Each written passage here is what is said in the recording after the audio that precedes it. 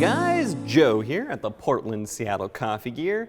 Today we are talking about weighing your extraction. Thanks to an Ask Gail video and YouTube person's Bob Badger, we're going to talk about basic definitions and why we use a volumetric measurement when we're extracting espresso in our videos and using a weight-based measurement.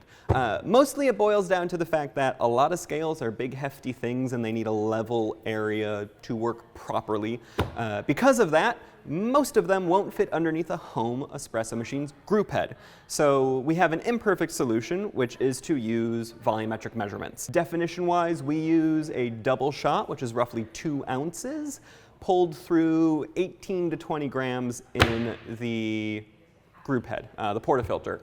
Mostly with that, it's just subjective definition. Every cafe has its own definition of what their ristretto shot is, their espresso, their lungo, their double shot, their double lungo, their double ristretto. It's all arbitrary. Baseline, the amount of coffee you have in your portafilter, we'll use 18 grams as an example, would be our starting point. So a ristretto, a restricted shot, would be 18 grams of water pulled through into our handy-dandy scale. So it would be a 1-to-1 ratio.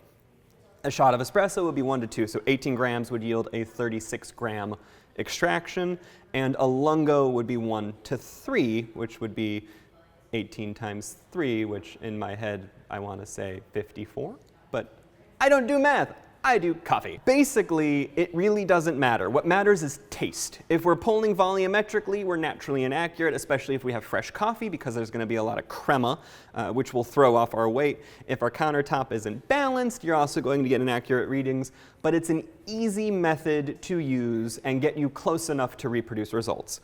Ultimately, what matters is your taste buds. If it doesn't taste right, make it again. Sour espresso is indicative of an under-extraction. That means we don't have enough gunk in our coffee to make it taste good.